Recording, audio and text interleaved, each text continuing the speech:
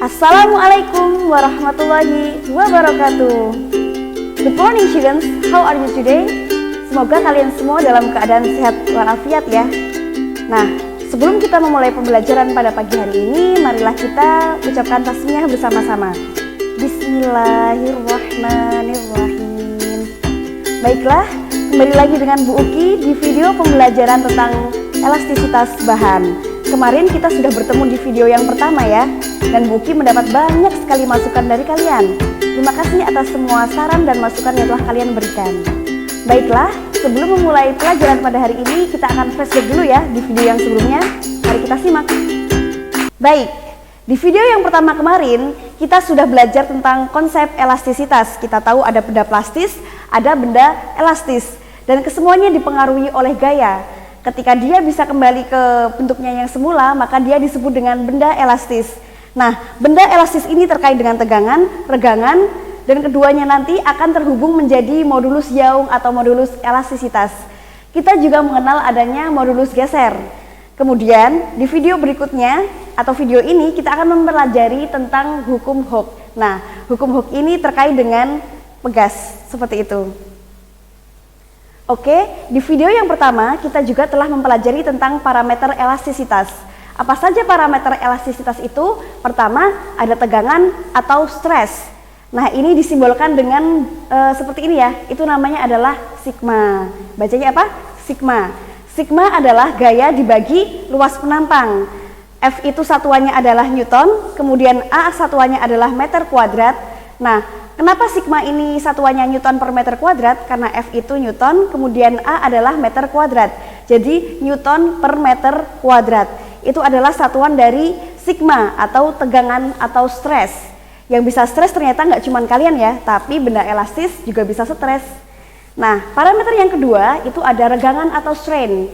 Regangan atau strain. Kita simbolkan dengan seperti ini ya. Itu namanya adalah epsilon. Apa? Epsilon.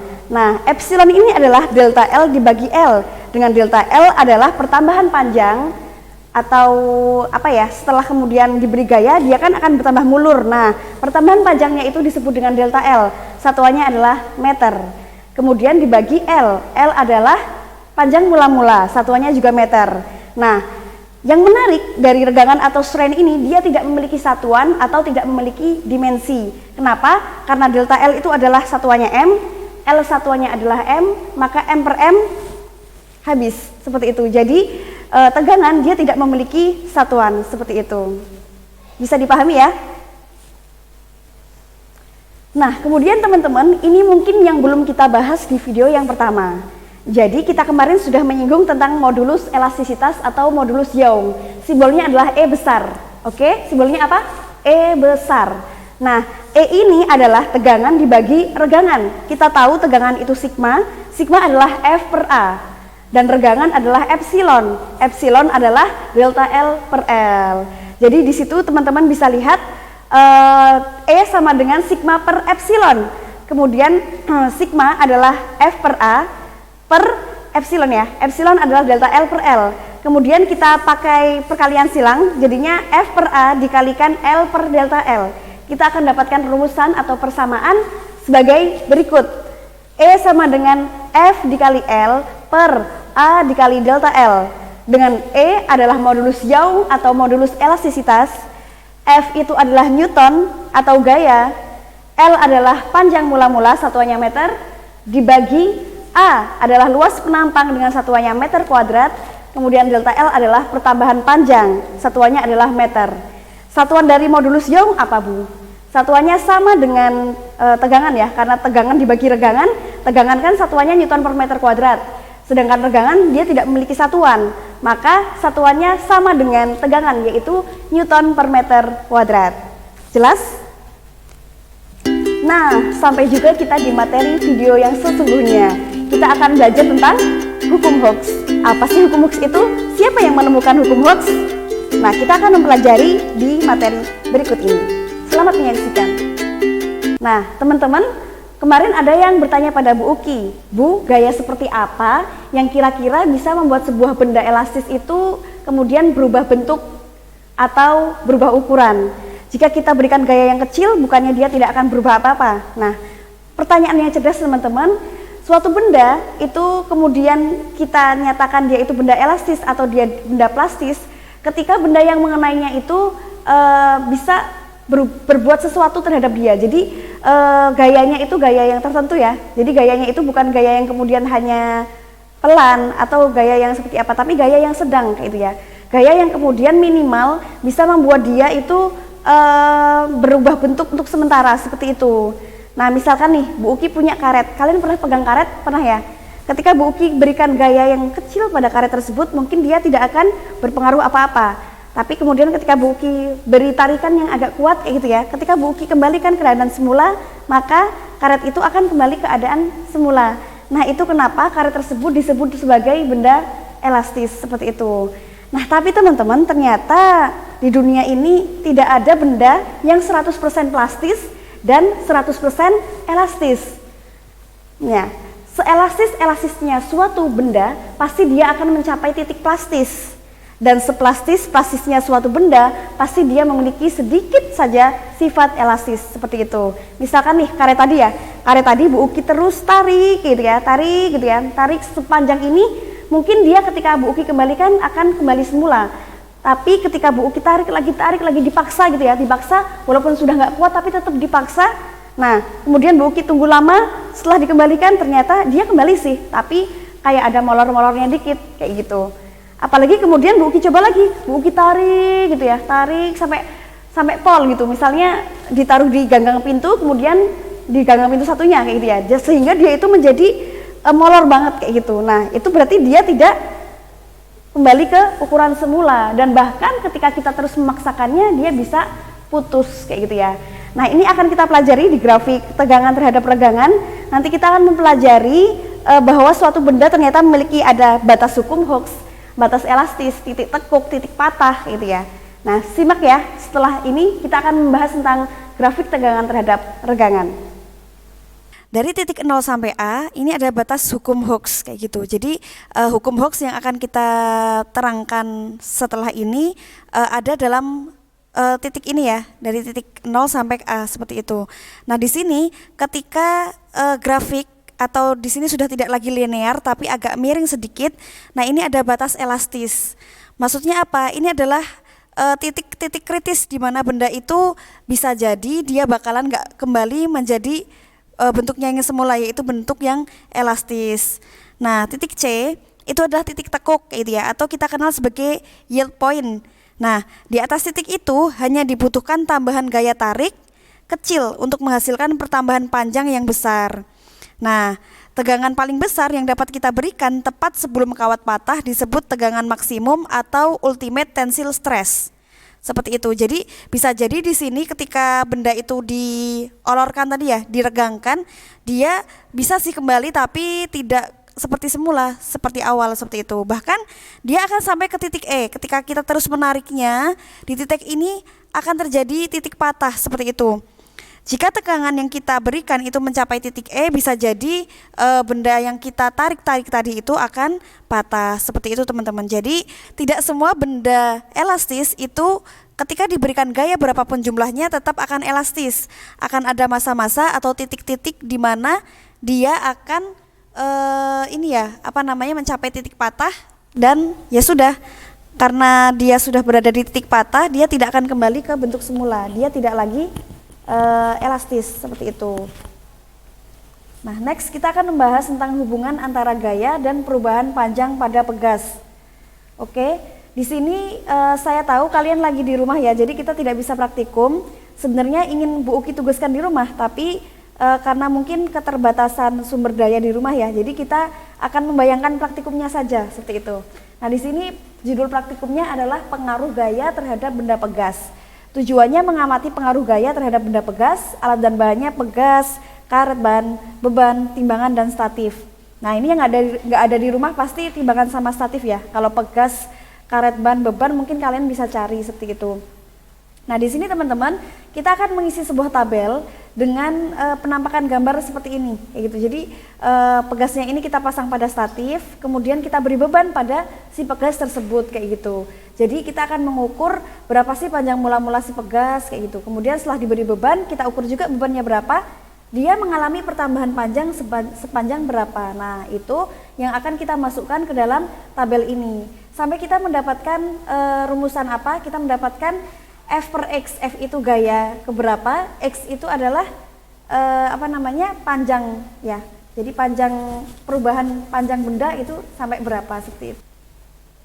Oke teman-teman, kalian silahkan lihat, ini adalah hasil grafik jika kalian melakukan praktikum yang tadi kita bicarakan. Nah, dari praktikum tersebut didapatkan grafik hubungan antara gaya dan pertambahan panjang pegas seperti gambar berikut.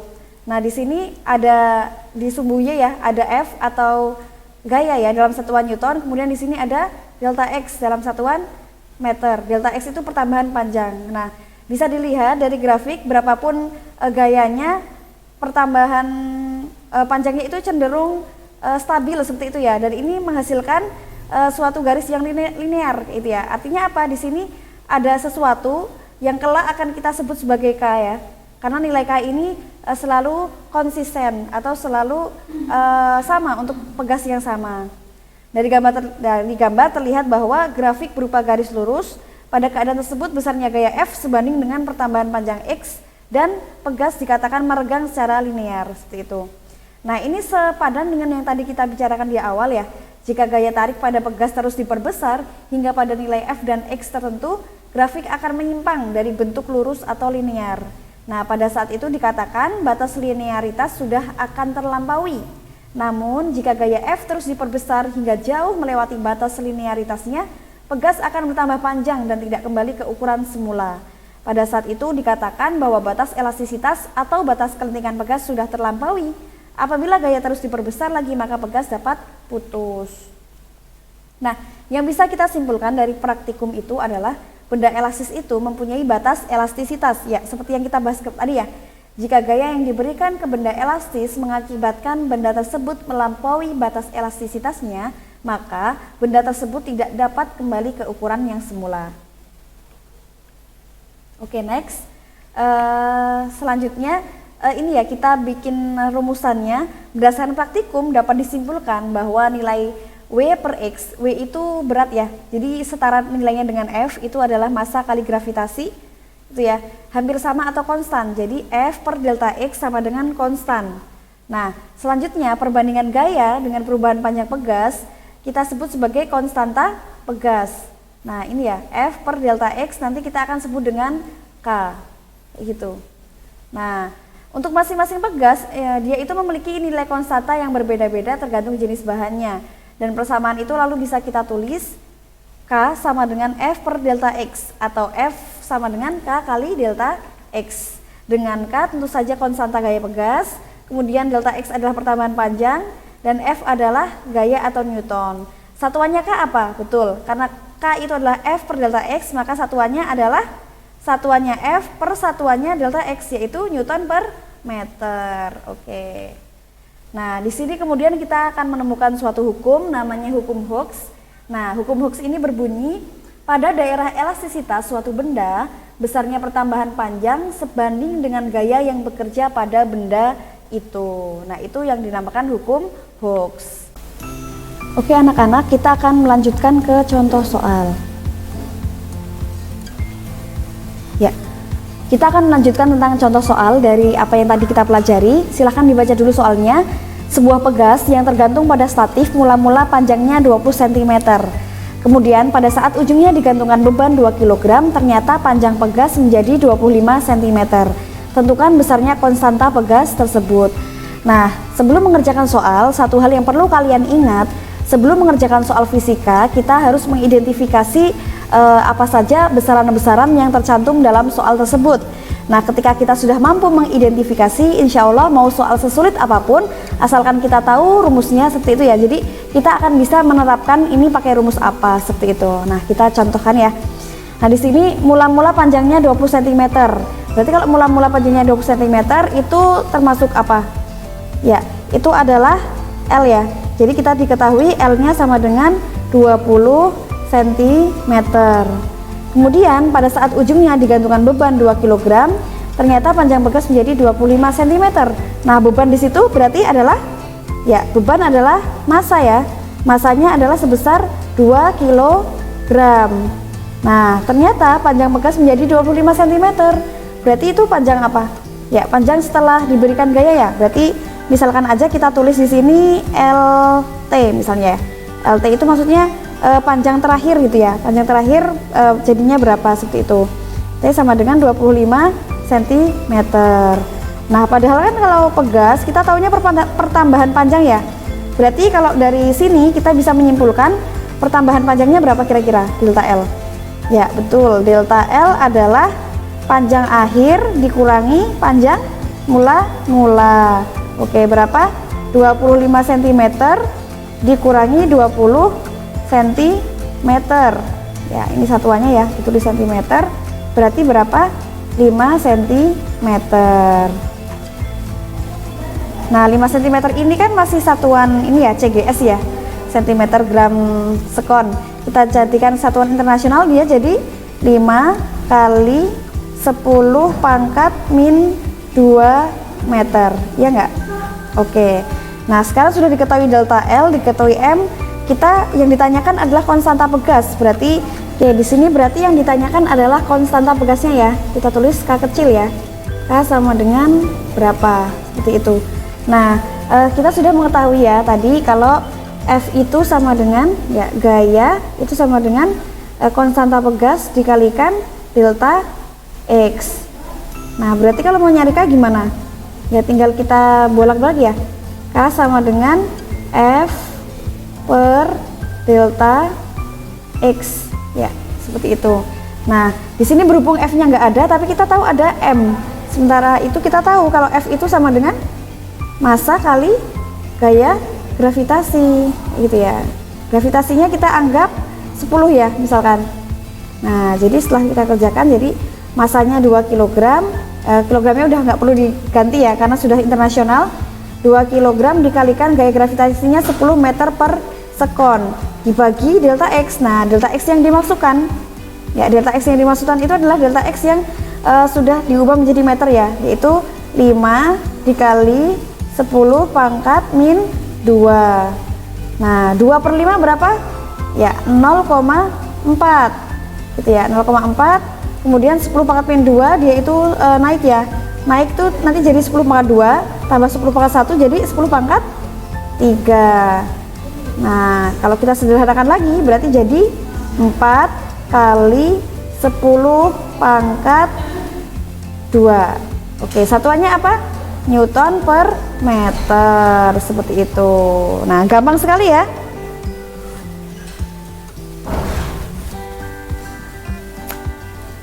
Oke, selanjutnya kita akan belajar tentang hukum Hooke untuk susunan pada pegas. Nah, bisa kalian lihat ya.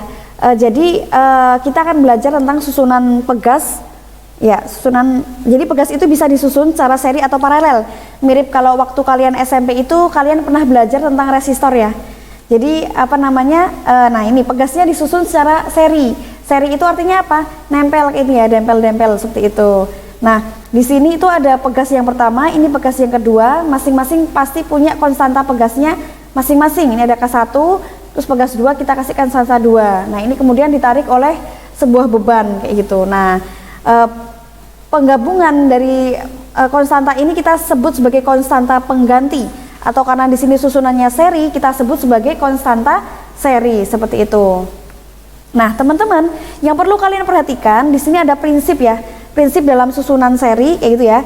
Yang pertama, prinsipnya itu adalah gaya tarik yang dialami tiap pegas itu sama besar.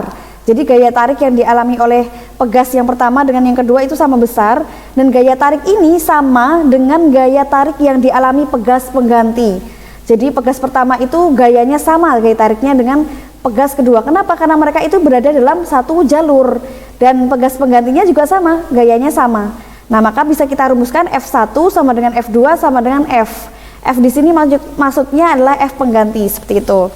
Nah, prinsip yang kedua, pertambahan panjang pegas pengganti seri delta X ya, itu sama dengan total pertambahan panjang tiap-tiap pegas. Jadi di sini adalah delta X ya, ada pertambahan panjang, tapi pertambahan panjang pengganti atau total itu adalah penjumlahan dari pegas yang pertama ditambah pertambahan panjang pegas yang kedua, kayak gitu. Oke teman-teman, ingat kita telah belajar tentang hukum Hooke ya.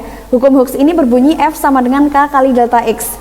Maka di pegas pengganti dia akan berlaku F pengganti sama dengan KS kali delta X. KS di sini adalah konstanta yang total ya, konstanta pengganti atau konstanta seri dikalikan delta X. Delta X ini adalah total dari delta X1, 2 dan seterusnya seperti itu.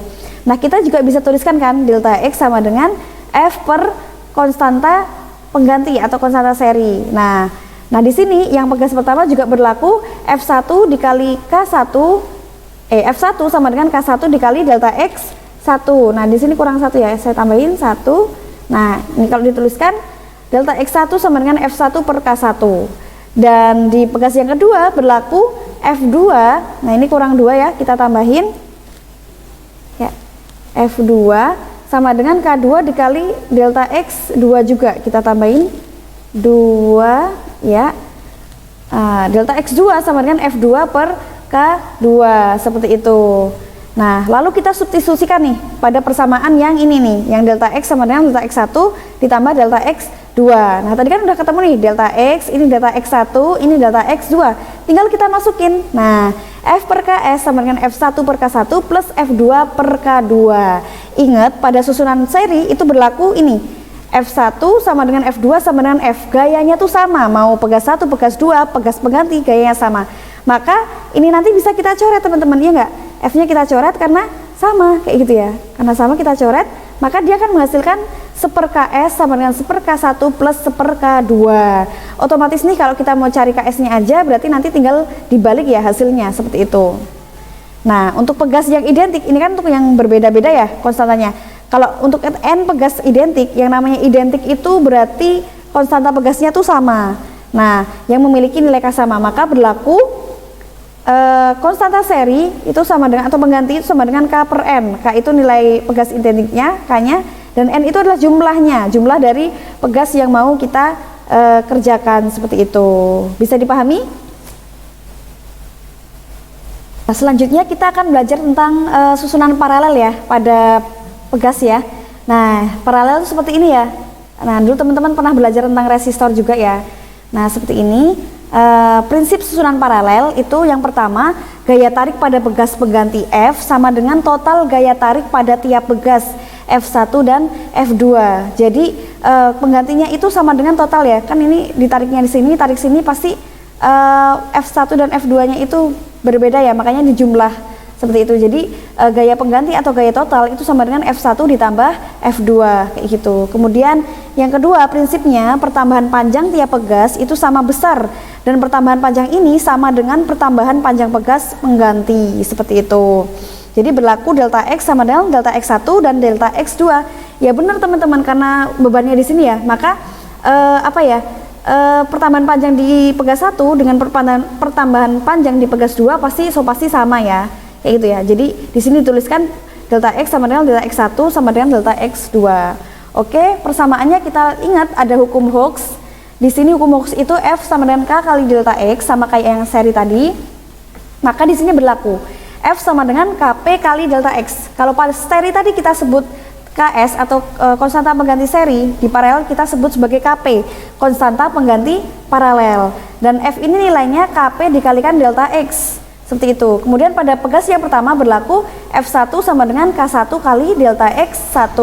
Dan di F2, ini kurang 2 ya.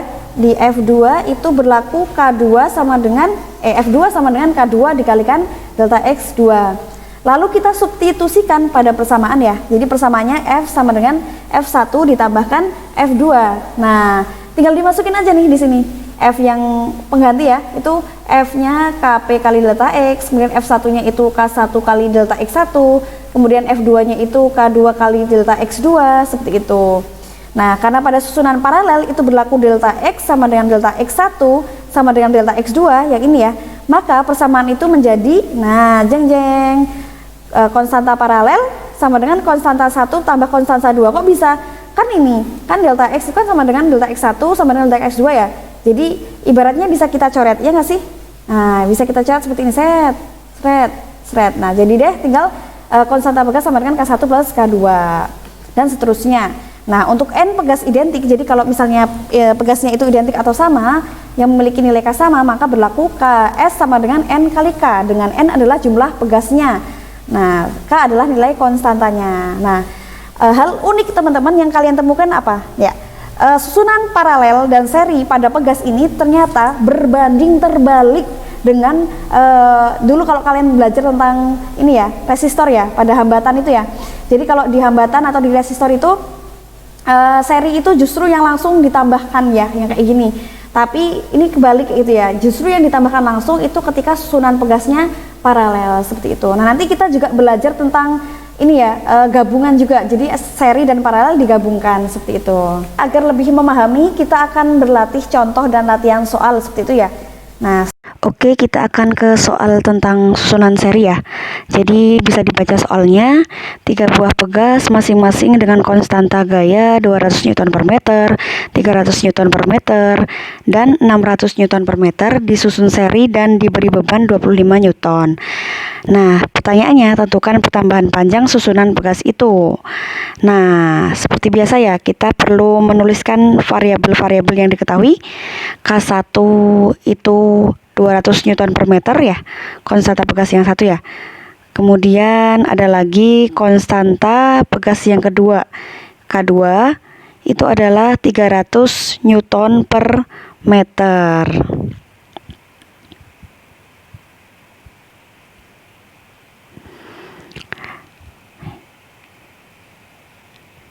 Ya, dan K3-nya berapa itu? 300 Newton per meter. Oh, bukan, 600 Newton per meter. Kayak gitu. Nah, disusun seri ya.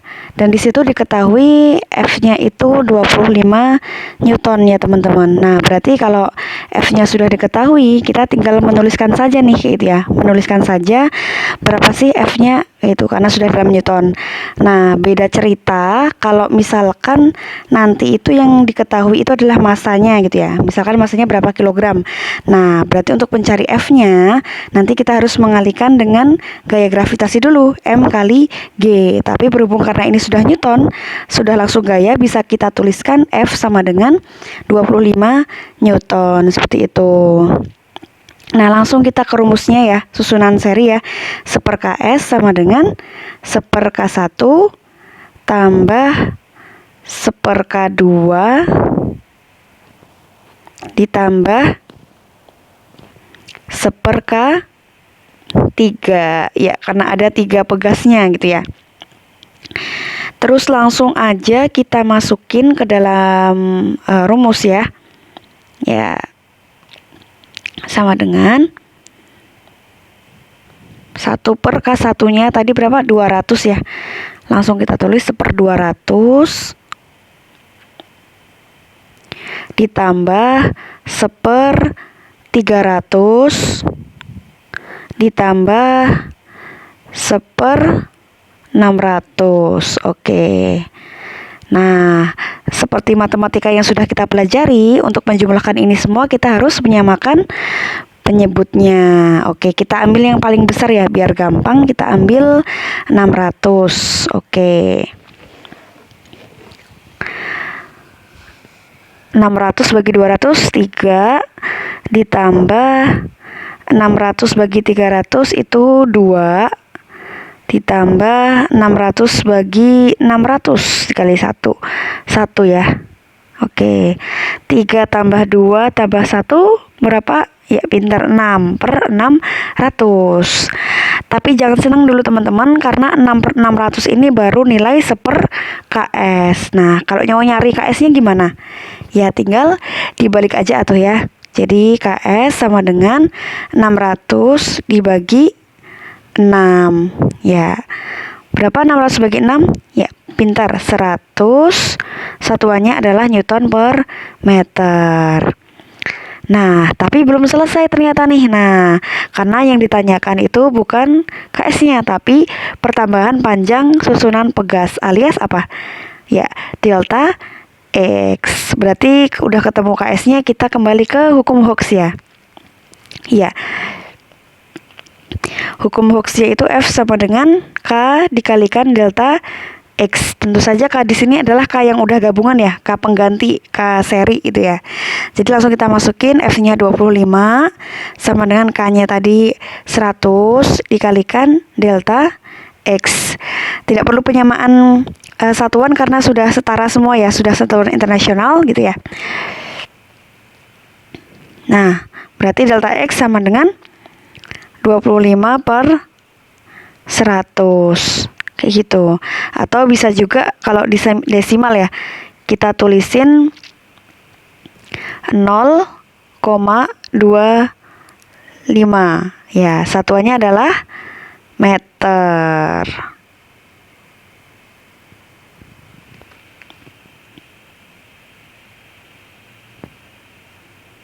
Ya, oke, gampang banget ya. Ya, ini contoh soal untuk susunan seri. Selanjutnya contoh soal untuk yang susunan pegas paralel gitu ya. Bisa dibaca soalnya. 3 buah pegas K1, K2, dan K3 disusun seperti gambar. Ketiga pegas memiliki konstanta gaya pegas yang sama. Nah, identik nih, masing-masing 100 Newton per meter. Jika ujung bawah ketiga pegas dibebani 9 kg, nah ya kan, terus gaya gravitasinya adalah 10 meter per sekon kuadrat. Nah, tentukan pertambahan panjang susunan pegas tersebut. Nah, pertama-tama nih kita tulis nih kalau pegasnya itu identik. Ya, pegas identik berarti pegasnya itu sama persis, berasal dari jenis dan bahan yang sama gitu. Jadi konstanta pegasnya sama. Jadi bisa kita tulis K1 sama dengan K2 sama dengan K3. Nah, berapa? 100 Newton per meter. Nah, terus teman-teman di sini diketahui juga. Nah, ini tadi ya, kalau yang pertama tadi diketahui gayanya langsung, di sini kita hanya dikasih massa sama gravitasi. Berarti nanti perlu ngitung F-nya. Nah, massanya 9 kg, gravitasinya 10 meter per sekon kuadrat. Dan yang ditanyakan lagi-lagi adalah delta X atau pertambahan panjang dari susunan pegas tersebut, kayak gitu. Nah, kita langsung tuliskan ya kalau dalam susunan paralel itu gampang banget ya. Pegas pengganti paralel sama dengan K1 ditambah K2 ditambah K3 karena ada 3 pegas ya. Gitu. Sebenarnya bisa aja sih kalau identik itu 3 kali 100 300 gitu. Tapi nggak apa-apa, kita tulisin ya satu-satu. 100 tambah 100 tambah 100. Oke. Hasilnya berapa? 300. Satuannya Newton per meter. Pintar. Oke, nah karena yang tadi ditanyakan itu delta X, kita ke hukum Hooke lagi nih, kayak gitu ya. Hukum Hooke itu F sama dengan K dikali delta X. Oke, jadi F-nya itu adalah apa tadi? Massa kali gaya gravitasi gitu. Nah, biar kalian gak lupa, biar tetap ingat, kita tulisin aja nih. F itu M dikalikan G sama dengan K kali delta X. Jadi cuman penjabarannya aja ya, gitu, biar gak lupa. Kalau F itu sama dengan M kali G gitu. Nah, masukin ya, M-nya 9, G-nya itu 10. Terus di situ ada konstanta pegas pengganti ya, yang paralel tadi ya. Berapa tadi? 300 ya. Nah, kita tulis ya 300. Oke, dikalikan delta X-nya yang diketahui, yang dicari. Berarti di sini 90 sama dengan 300 dikalikan delta X. Oke. Jadi ditempatkan delta X sama dengan 90 per 300. Berapa? Kita coret nolnya, seret. Tinggal 9 per 30. 9 bagi 3, 3. 3 bagi 3 itu 1. Dapat berapa tuh? 3 per 10. Atau desimalnya langsung kita tulis aja ya, 0,3. Oke, satuannya adalah meter. Kayak gitu. Nah, gampang banget ya. Udah dapat kalau satuannya adalah 0,3 meter gitu. Oke Oke teman-teman, kita sampai ke hampir terakhir nih. Nah, ini penerapan sifat elastisitas bahan dan pegas ya dalam kehidupan sehari-hari. Apa aja sih? Nah, apa aja? Kita cek. Nah, di sini teman-teman lihat, ini adalah, ada yang tahu? Ya, motor sih. Namanya shock breaker. Ya, shock breaker ini nggak cuma di motor sih, di kendaraan yang lain juga ada. Nah, ini fungsinya untuk meredam getaran gitu. Jadi nggak langsung jeglek gitu kalau kita main gitu ya. Kalau kita naik motor gitu. Nah, selanjutnya ada juga nah ini ya bisa dilihat ya pir. Jadi kalau kalian punya spring bed itu sebenarnya di dalamnya ada pirnya gitu ya. Biar apa? Biar empuk, biar kenyal seperti itu ya. Kemudian ada lagi di sini dinamometer dan atau neraca pegas gitu. Selanjutnya ada pegas pada setir mobil gitu ya, biar kita perlu yang elastis. Kemudian ada juga pegas pada panahan. Nah, kenapa bisa mulur seperti ini ya, itu dengan konsep pegas juga, dan masih banyak lagi. Oke teman-teman, masih semangat ya? Nah, pada sesi kali ini Bu Uki akan membuat sebuah tantangan untuk kalian. Dari video dari awal sampai akhir, pasti kalian banyak banget dapat hikmah gitu ya.